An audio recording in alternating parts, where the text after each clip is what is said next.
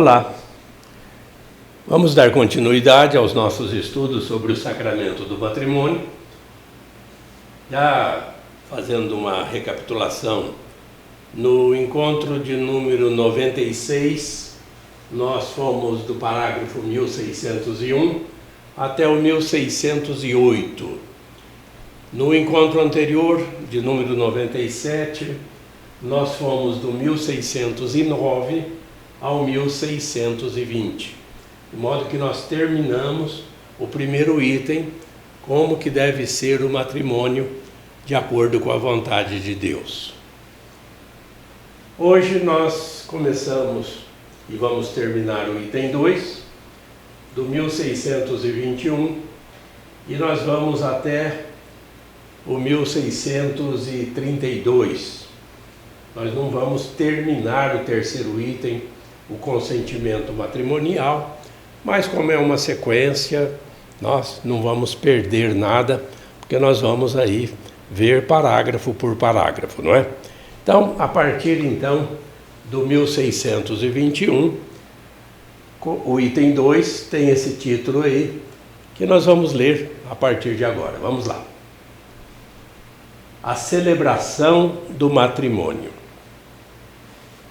No rito latino, a celebração do matrimônio entre dois fiéis católicos ocorre normalmente dentro da Santa Missa, em vista de vínculo de todos os sacramentos com o mistério pascal de Cristo. Na Eucaristia se realiza o memorial da nova aliança, na qual Cristo se uniu para sempre à Igreja, sua esposa bem-amada, pela qual se entregou.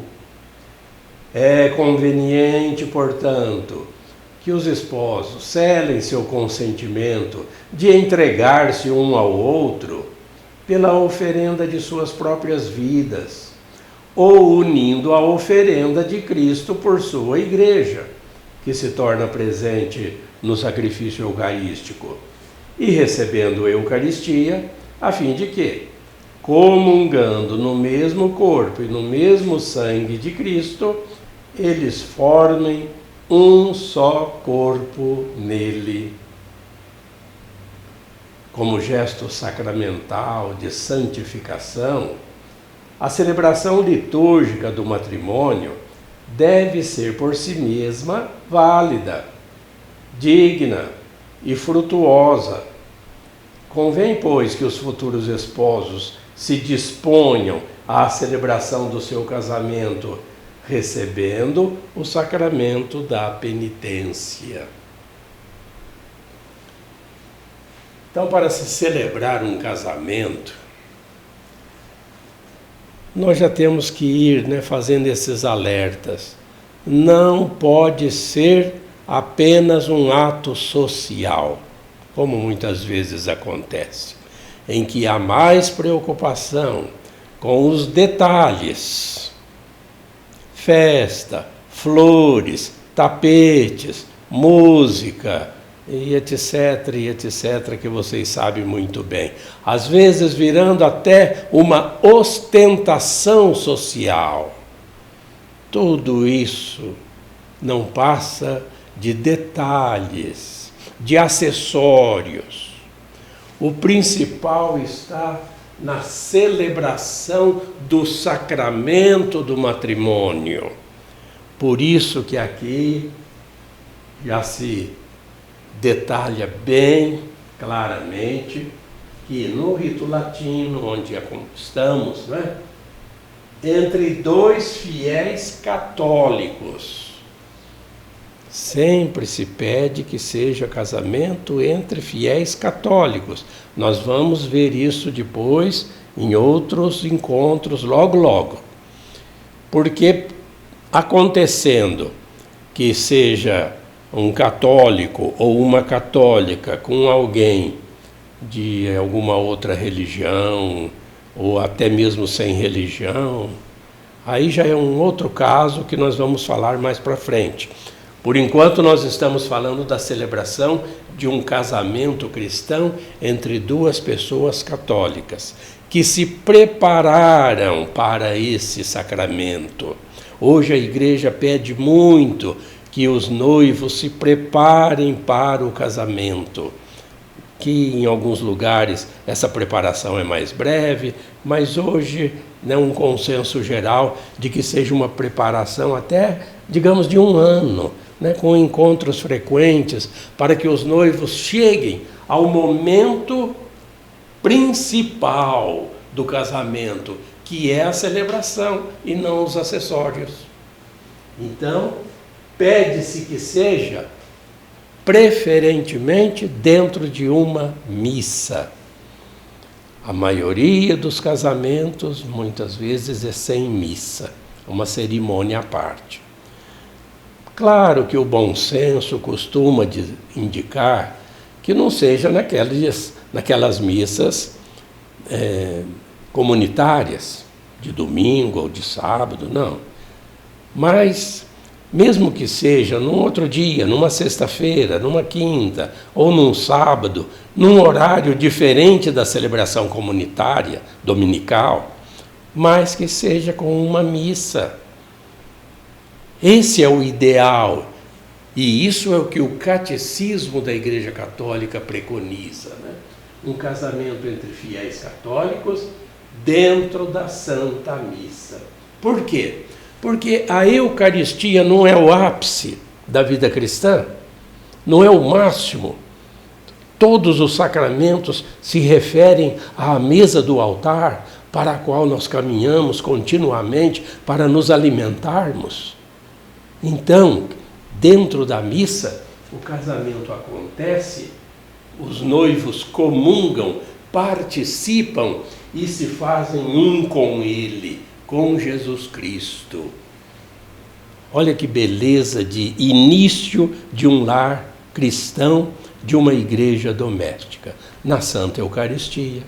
Por isso, ao final desta preparação que os noivos fazem, se recomenda isso, nós vemos aqui no parágrafo 1622, que eles se aproximem também do sacramento da penitência. E assim, né, espiritualmente também lavados dos pecados, perdoados por Deus, participam dessa Eucaristia. Aí está o verdadeiro sacramento do matrimônio, um matrimônio válido. E se é um matrimônio válido, vai produzir, válido, vai ser digno e vai produzir frutos. Frutos do amor geralmente são os filhos e para toda a sociedade. Um lar cristão é o que há de melhor. Esposos e filhos, uma família que vive os ideais cristãos. Não tem nada melhor. Continuando. Segundo a tradição latina, são os esposos que, como ministros da graça de Cristo, se conferem mutuamente o sacramento do matrimônio, expressando diante da Igreja o seu consentimento. Nas tradições das igrejas orientais, os sacerdotes, bispos ou presbíteros são testemunhas do consentimento recíproco dos esposos. No entanto, também é necessária sua bênção para a validade do sacramento. As diversas liturgias são ricas em orações de bênção e de epiclese para pedir a Deus a graça e a bênção sobre o novo casal, especialmente sobre a esposa. Na epiclese deste sacramento, os esposos recebem o Espírito Santo como comunhão de amor, com referência a Cristo e à Igreja. É Ele o selo de sua aliança, a fonte que incessantemente oferece seu amor, a força na qual se renovará a fidelidade dos esposos. Então nós temos aqui duas diferenças nos ritos do sacramento. No nosso rito, que é o latino, no Ocidente, são os esposos que são os ministros do seu próprio casamento. Quem é que faz o casamento dos noivos? O padre? Não. O diácono? Não. O bispo? Não. Quem faz os casamentos são os próprios noivos, são eles, os ministros do seu casamento. Ele recebe ela recebe ele. É assim que eles se casam. Não é o padre que casa os noivos, não é o diácono nem o bispo que casa os noivos, não. Eles se casam. Por isso o catecismo diz, são eles, os esposos, como ministros da graça de Cristo. Agora, nos ritos orientais, é necessário também a bênção dos ministros, né, o padre, o bispo, para que o sacramento seja válido. Mas, tanto faz num caso ou no outro, é um matrimônio cristão, né? Então, tem várias orações, um casamento sempre uma cerimônia bonita, mas aqui a gente destaca, no catecismo, a epiclese. O que é mesmo epiclese? É a invocação do Espírito Santo sobre o casal. É a bênção do Senhor da vida, porque é isso que os esposos têm que aspirar, essa vida no Espírito. E aí, essas orações conferem realmente, porque o sacramento é um sinal eficaz, é um sinal que realiza aquilo que significa. Então, na epiclese, ou seja, na invocação do Espírito Santo, essa bênção é super especial, porque é ela que dá a força do Espírito Santo, os dons do Espírito Santo, a graça divina, para que esse sacramento produza os seus efeitos. Agora já passamos para o item 3, o consentimento matrimonial. Já que são eles que se casam, os noivos, os esposos, são eles que se recebem, que se doam, ele se doa a ela se doa a ele. Então, é disso que nós tratamos agora, vamos ver como é que é. O consentimento matrimonial.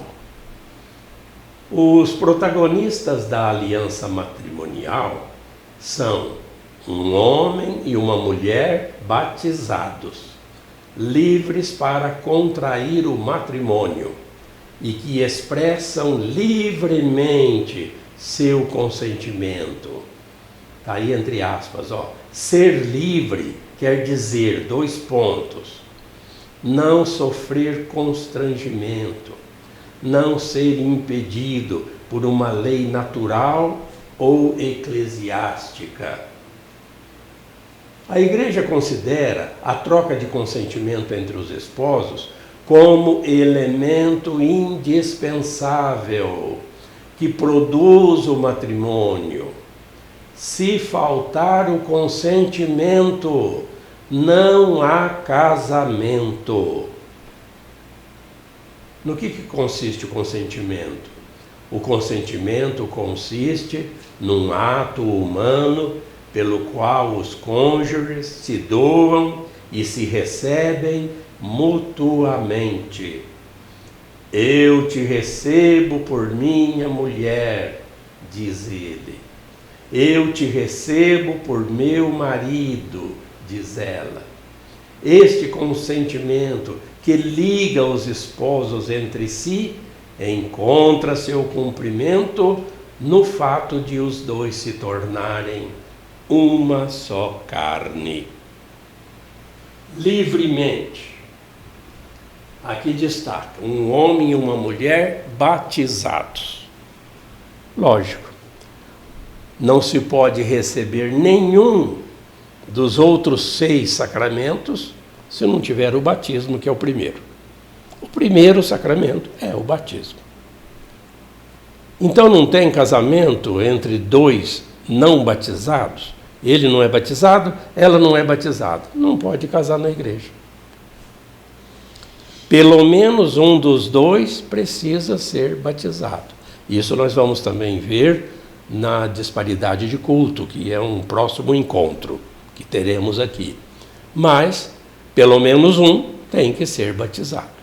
Se os 2 não são batizados, não tem sentido, ainda não estão na igreja. Se são 2 ateus, Se são duas pessoas de outra religião, não tem sentido casar na igreja. Ah, mas é bonito, todo mundo casa na igreja. Não, não é motivo, não justifica. Então, que seja pelo menos um batizado. Mas, lógico que nós preconizamos sempre que os dois sejam batizados, e ainda vimos dentro de uma missa, né, com uma boa preparação. Mas isso nós já falamos. Então, tem que ser um consentimento livre. E aqui diz, o que é ser livre? Não sofrer constrangimento. Todos nós já ouvimos falar de casos passados que a igreja não admite mais casar à força. Porque, sei lá, o rapaz engravidou a menina, às vezes não tinha nem idade, 14, 15, 16 anos, e aí então tem que casar. Não. A igreja não está mais fazendo isso. Inclusive de menores de 16 anos, nem faz o casamento. Então, é preciso ter uma maturidade. Depois, uma hora nós vamos falar também de nulidade matrimonial, e esse casamento à força, o casamento não acontece. Não há casamento quando não se cumpre essas condições, que são sine qua non. Ou seja, sem essas condições preenchidas, não há casamento. Pode até ter cerimônia, pode ter festa, pode ter, comes e bebes, viagem de núpcias. Não, mas para a igreja não houve casamento se não preencheu essas condições. Tanto que tem a pergunta na hora, é de livre, espontânea vontade que o fazeis? Você está aqui de livremente ou está sendo obrigado? No popular é assim, para ela também. É de livre, espontânea vontade que você está aqui? Então, esse é o consentimento livre, sem constrangimento. Uma decisão madura, porque o casamento, ele é uma mudança radical de vida. Também não ser impedido por uma lei natural. Tem certas pessoas que, por algum motivo de doença, algum motivo de deficiência física, não pode contrair um matrimônio. Então, o casamento também não vai acontecer, e é um assunto para o futuro aqui nosso, ou também uma lei eclesiástica, se a pessoa é divorciada, a pessoa já foi casada, a pessoa tem algum motivo que o impede, por isso que tem os proclamas de casamento, para saber se a pessoa tem essas condições, preenche as demais leis. Não é o caso aqui agora de a gente discorrer, porque tem N motivos que precisam ser analisados quando se estão até fazendo os papéis na preparação para o matrimônio, tudo isso é checado. Então, aqui são elementos indispensáveis para que o casamento seja válido. Porque se o casamento, digamos, não é válido, significa que ele não aconteceu. Pode até depois os dois irem morar juntos, etc., e terem filhos, mas o casamento na igreja, ou ele precisa ser sanado na raiz, ou ele precisa ser considerado nulo mesmo. Está faltando ainda alguma coisa aí para validá-lo. E aqui nós já comentamos, são doações mútuas. Tem aqui a declaração deles como ministros desse sacramento, um recebendo o outro, e daí em diante já aconteceu o casamento com o sim de ambos, eles já estão formando uma só carne, como Deus quer. Continuando mais esses 3 parágrafos, vamos ler. O consentimento deve ser um ato da vontade de cada um dos contraentes, livre de violência ou de medo grave e externo. Nenhum poder humano pode suprir esse consentimento. Se faltar esta liberdade, o casamento será inválido. Por esta razão, ou por outras razões que tornam nulo e inexistente o matrimônio, a igreja pode, após exame da situação pelo tribunal eclesiástico competente, declarar a nulidade do casamento. Isto é, que o casamento jamais existiu. Neste caso, os contraentes ficam livres para se casar, respeitando as obrigações naturais provenientes de uma união anterior. O sacerdote ou diácono que assiste à celebração do matrimônio acolhe o consentimento dos esposos em nome da igreja e dá a bênção da igreja. A presença do ministro da igreja e também das testemunhas exprime visivelmente que o casamento é uma realidade eclesial. Então nós já comentamos há pouco a questão da liberdade dos dois.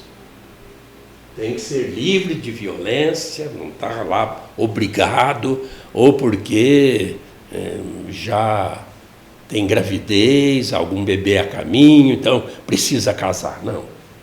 Cuidado. Quanto a essas razões que tornam nulo ou inexistente o matrimônio, que fique bem esclarecido. Um casamento válido é indissolúvel. Um casamento que preenche todas as condições de um casamento válido, ele é indissolúvel, é por toda a vida. Agora, há casos em que talvez até se pense que houve casamento, mas não houve. Não houve, não aconteceu. Foi quase que uma simulação de sacramento. Por quê? Tinha N motivos, muitas razões pelas quais aquele casamento não foi válido.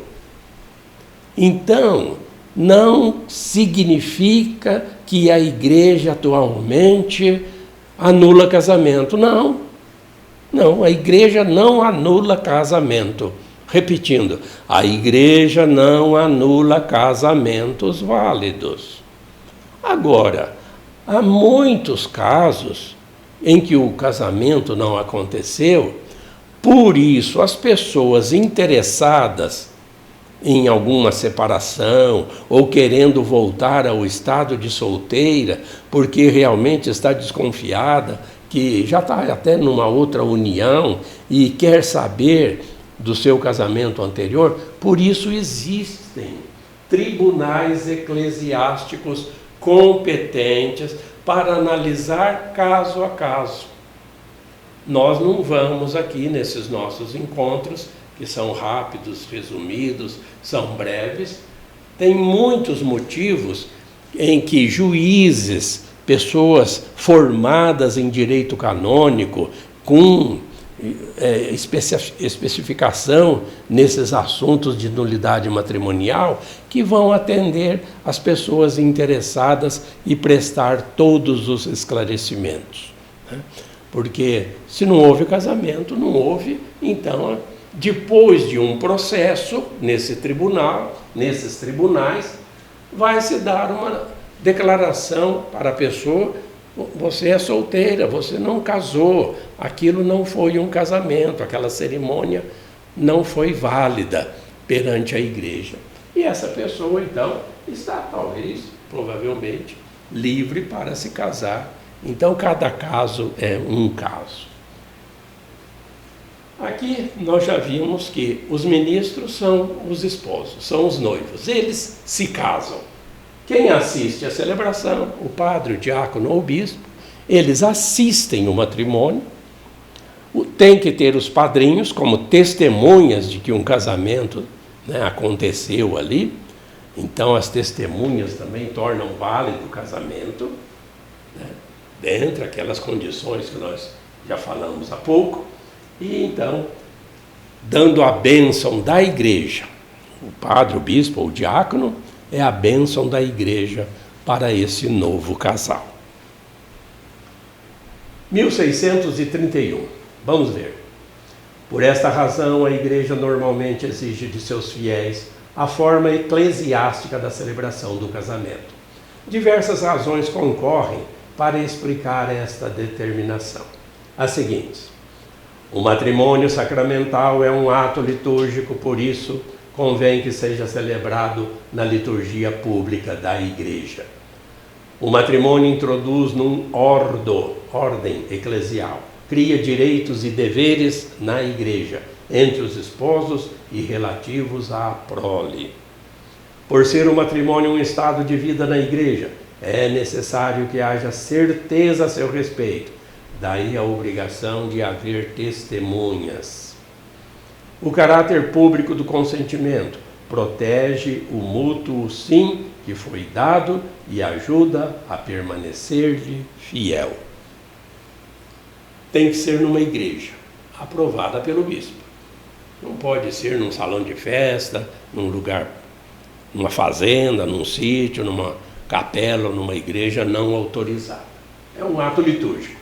Então tem que ter essas exigências aqui, essas normas, né? É uma liturgia pública da igreja. Passa a ter uma situação diferente. Antes eram solteiros, agora eles entraram na ordem matrimonial. Os noivos, então, têm a partir de agora direitos e deveres na igreja, também relativos à prole, aos filhos. Criam-se direitos e deveres a partir desse sacramento. Também é obrigatório ter padrinhos. Não precisa ser muitos, basta um para a madrinha, outro para o padrinho, né? Respeita-se os costumes gerais por aí, mas tem que ter padrinhos. E é até bom que seja público, né? Para que haja um sim válido e todas as pessoas estejam vendo, então, né? E protegendo esse mútuo sim que um se deu ao outro. E para terminar, esse último parágrafo aqui. Vamos ler. Para que o sim dos esposos seja um ato livre e responsável, e para que a aliança matrimonial tenha bases humanas e cristãs sólidas e duráveis, a preparação para o casamento é de fundamental importância.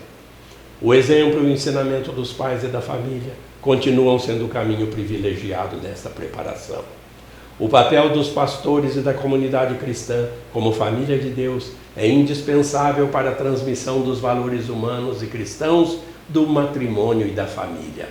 Mais ainda, porque em nossa época, muitos jovens conhecem a experiência de lares desfeitos que não mais garantem suficientemente esta iniciação feita dentro da família. Os jovens devem ser instruídos convenientemente e a tempo sobre a dignidade, a função e o exercício do amor conjugal, a fim de que, preparados no cultivo da castidade, possam passar na idade própria do noivado honesto para as núpcias. Realmente esse texto aqui da Familiares Consórcio de São João Paulo II. Então nós já falamos também da necessidade dessa preparação, principalmente numa época como a hoje, com tantos lares desfeitos, com tantas separações, que são más influências, e que esses valores anticristãos tanto atrapalham a vida da família. Deus quer um lar cristão, uma igreja doméstica, é uma instituição divina. E essa preparação tem esse objetivo. Então as pessoas devem desejá-la e não, né, ficar aí com ressentimentos. Agora a igreja está com muita exigência, querendo que a gente tenha um curso aí que demora. Vai com calma, né? Se prepare, porque é um caminho de fé, é um caminho para a eternidade que os dois vão trilhar juntos, né? Um ajudando o outro nessa caminhada de fé. Desta forma, nós terminamos o item 2, mas falta ainda terminar um pouquinho ainda o item 3. E depois, no próximo encontro, nós já também entramos no item 4. Ok? Continue conosco. Busque sempre as coisas do alto. Fique com Deus e Deus te abençoe.